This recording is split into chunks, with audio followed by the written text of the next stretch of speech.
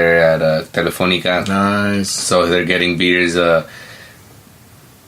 brewed on site there to Mexico. So to get the people kind of like... And for those that don't know, that a lot of these brewers don't have the exact same ingredients as the American do, and they make good as to what they have and shit, and they make really good beer, bro, which I think rivals a lot of breweries down here in San Diego. And what I was telling people, and this is where I was going with that statement, is that what I was telling people is these guys are saving you 3 or 4 hours of going down to Baja, going down to all these breweries that you guys want to go to, and they're saving all this time, but then you're getting all this great flavor. That pineapple unfiltered beer that they had, that you guys had, was so fucking delicious. It was was that from Colima? Was that I think Guatemala maybe? I'm not even sure. Colima, I think, was the one that the guava. The guava goes was actually from Loba. From Guadalajara. So yeah, I was actually really just in Guadalajara, in January, and yeah, the craft scene over there is also blowing up, man. Like, did you say one of your best buds is opening up a brewery down there? Yeah, shout outs to Fortuna Brewing. It's in near Zapopan.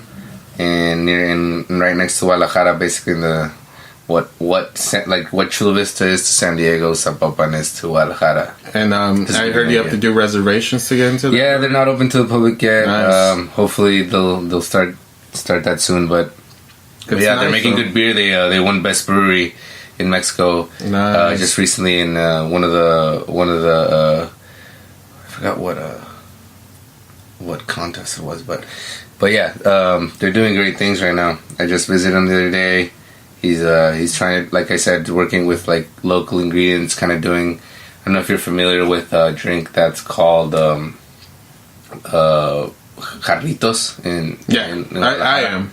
But basically, what it is. So Diego will explain to you guys. So basically, what jarritos is that it's a Bay Guadalajara drink where they mix, where they squeeze lime, lemon, orange. They put sugar in there. They put a little bit of citrus soda, and then they put a bunch of tequila in there, I kid you not. You may sound like doesn't taste like shit. It's the perfect fucking drink for a nice hot day. Yeah, when you're just not refreshing. Feeling it and shit. Like, it's a perfect drink, and it gets you fucked up. Like, it really gets you. Well, really the thing is that you're drinking it, you're not even thinking that you're drinking alcohol. Like, it doesn't feel. It tastes like soda, dude. It tastes like soda. Just all the citrus in there. You get a little balance out with the. They use that big rock salt. It's like, ooh, it tastes really good. But yeah, so my buddy made a beer inspired by that drink. Oh, nice. He made I think it was like a wheat-based ale with like a bunch of different citrus, and he used like a special yeast that he had been developing. Nice. Which is a lot of people. What a lot of people don't know is brewers down there. It's hard for them to get yeast. Hard for them to get hops down there and stuff. And what's it's beautiful. It's a super struggle, dude. It's not like you. It's not like here. It's not like here. Yeah, it's not like any other industry. Like, it's not that easy to just be like, hey, send me some fucking yeast to Guadalajara. I asked him. I remember I was like, so how do you get most of your yeast down here? He's like, dude, I literally fly to San Diego, and I fucking bring a little cooler, take it on as a carry-on, and I like bring some yeast, and then he grows it. I don't know if you guys are familiar with that, but you can basically buy some yeast, like just like a small amount, and then you grow it by feeding it. It's like literally an animal. It's a one-celled organism. So if you feed it sugar, it's obviously not that simple to just literally feed it sugar, but you're growing it.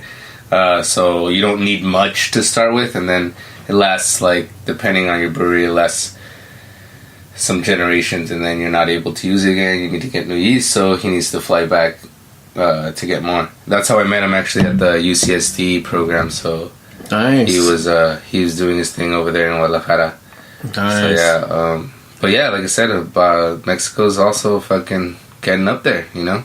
It's becoming it's especially like I said, Baja. It's one of the. It's becoming like kind of like San Diego. How I feel Guadalajara is kind of like Portland, where like they have really good craft beers, but a lot of people don't really know about their craft and stuff like that. And you know, yeah, because most people know Baja for wine, you know, for wine, yeah. But you know, I was also gonna get into that.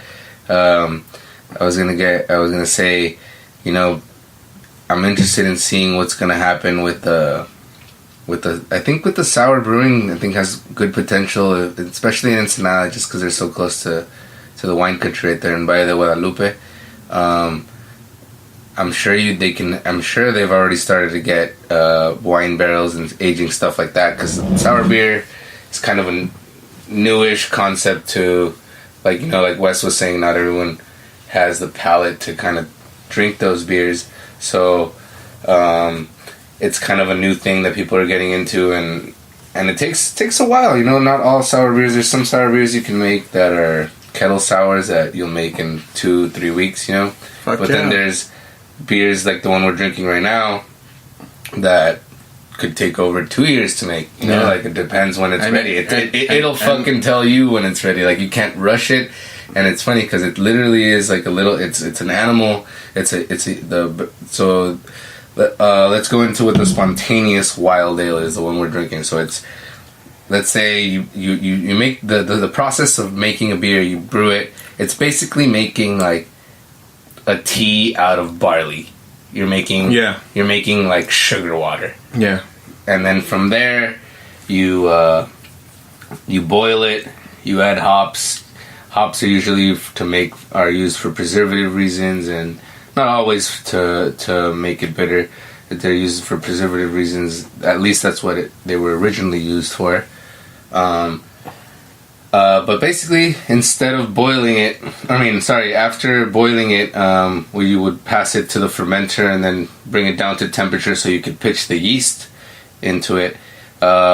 With spontaneous wild ales or spontaneous beers, you basically you do the same. You make the sugar water with the barley, right? And then you boil it, and then you put it into this thing called a coolship.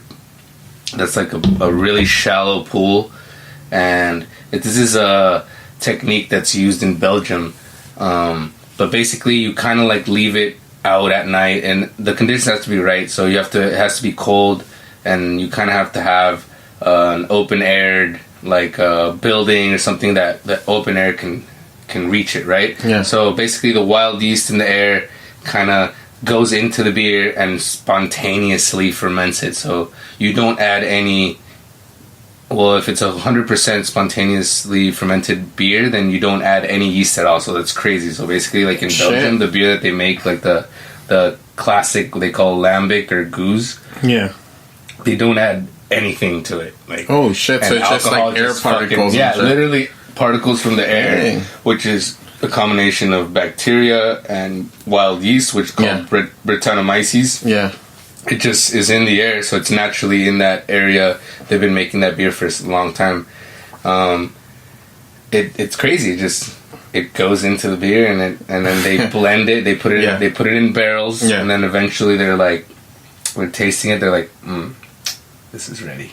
And they blend it, and then, which is crazy. So to every year make that same beer kind of taste similar. And obviously it doesn't taste the same every year, you know. Yeah.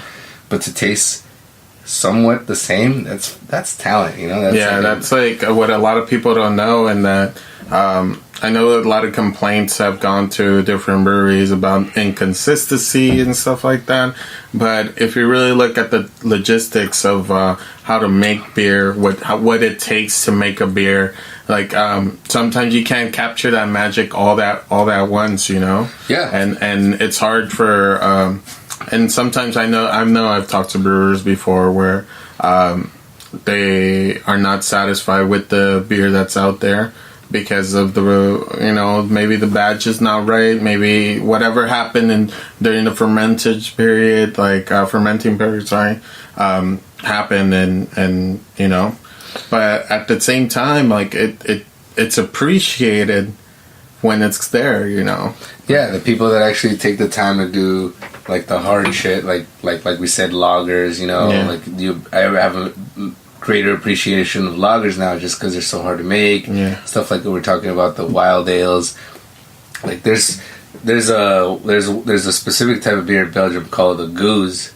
That's a blend of 1, 2, and 3 year old beers. So like different barrels that have been aging specific beer for. One's been aging it for 3 years, one for 2, one for 1. So let's say like a brewery that continuously does this has been doing this for fucking, I don't know, like hundreds of years, or you know, like maybe not commercially, but they've been doing it like traditionally for hundreds of years, or their ancestors have been doing it for hundreds of years.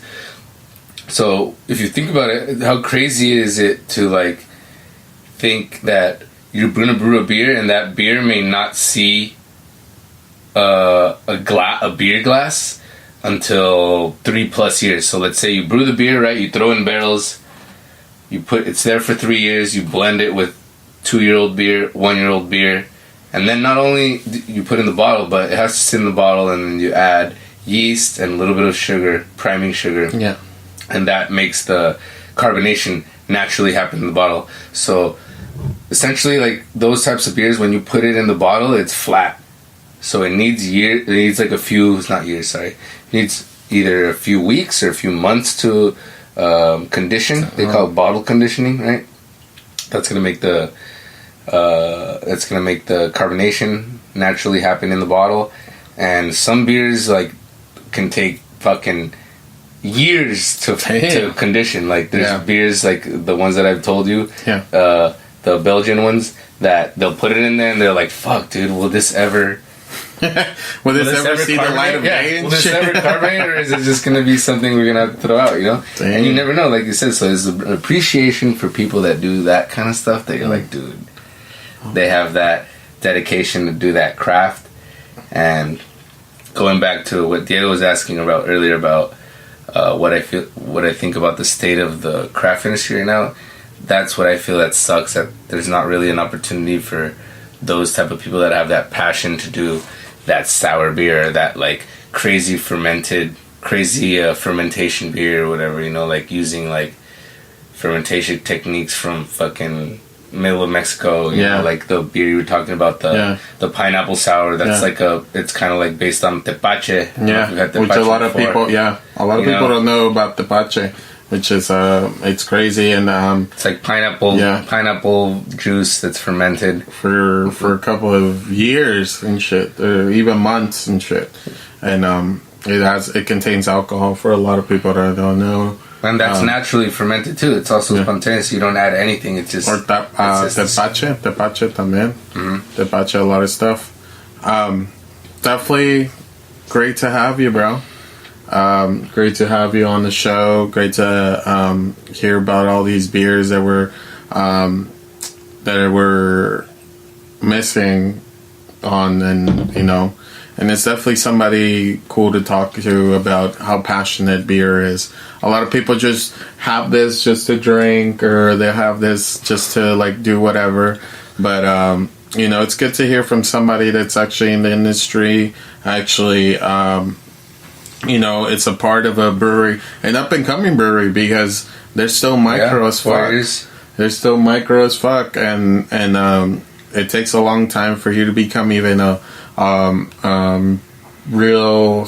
What am I missing the word? Established fucking breweries out there. You know, it's not like there's growing pains and shit. You know, you need to figure out what works, what doesn't work. But what is in growing pains? Yeah, right. What is in growing pains? But it's fun. It's a cool process. You know, it's a cool place to work at. Border X. You know, have a lot of fun. Obviously, I met some cool ass people like you, man. And, thank you. Now I met some cool ass people like you, bro. Definitely want to be back. Hell yeah. Well, next time I think we might have Gustavo and fucking Carlos. Carlos and shit. See if they get over their shyness and shit. Like, obviously my boy isn't shy, so it's cool. It's cool. I mean, and if you're down in San Diego, obviously come down to Border X. I'm down to Barrio Logan. Yeah, come see me. Come see me. Ask for Leo. Damn, man.